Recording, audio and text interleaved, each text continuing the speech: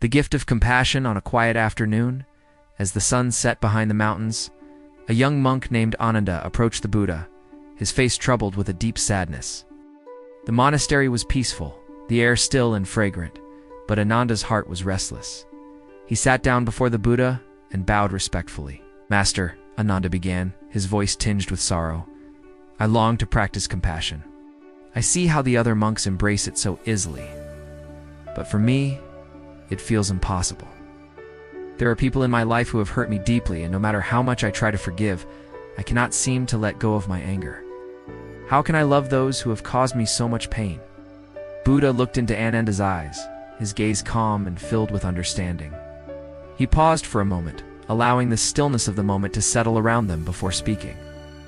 "Ananda," Buddha said softly, "let me tell you a story." He gestured to the ground beside him, where a small fire had been kindled to warm the evening air. Buddha picked up a piece of coal from the fire and held it in his hand, the flames casting flickering shadows on his face. "Do you know what happens when you hold a hot coal in your hand?" Buddha asked, his voice gentle but firm. Ananda frowned, unsure of where the conversation was leading. "It burns," he said cautiously, his mind already associating the coal with the pain it would cause. "Exactly," Buddha nodded, placing the coal back into the fire. "Now imagine holding that coal not for a moment, but for hours or even days. What happens to your hand if you refuse to let go of it?" Ananda's brow furrowed. "That it would burn me, and the pain would never stop." Buddha smiled, his expression serene. "This is exactly what happens when we hold on to anger or resentment. When someone harms us, it is like they throw a hot coal into our hearts. The hurtful words, the actions that cause pain, these are like the coal. But if we do not let go of the anger and instead carry it with us, we are holding that burning coal. It is not the other person who continues to suffer. It is we who burn with anger, resentment, and bitterness." Ananda's eyes widened as he grasped the depth of Buddha's words. His heart felt lighter, as if a small weight had been lifted, but he still wasn't entirely sure how to let go of his pain. "But Master," Ananda said, hesitantly, "if I release my anger, does that mean I am excusing the wrongs that have been done to me? Am I allowing others to hurt me again?" Buddha nodded, his voice filled with compassion. "Compassion is not about excusing harmful actions. It is not about saying that what was done to you is okay. Compassion is about recognizing that your suffering does not serve you. Holding on to anger does not punish those who hurt you, it only punishes yourself. When you forgive, you are not saying that the wrong was right, but rather, you're choosing to release the suffering from your own heart. You are freeing yourself from the fire that burns within you." Ananda sat quietly for a moment, contemplating Buddha's words. He thought of the people who had hurt him, the memories that had caused him so much pain.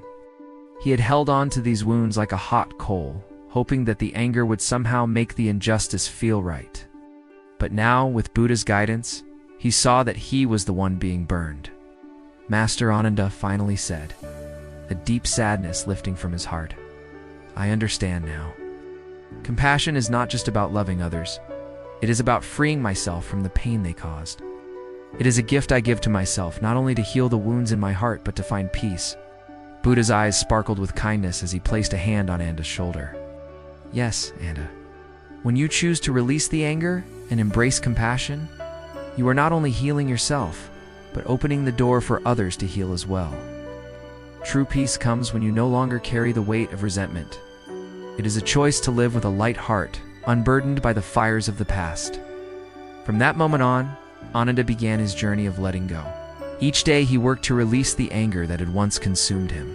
Slowly, like the layers of a rock being worn down by gentle streams, his heart became softer, more open.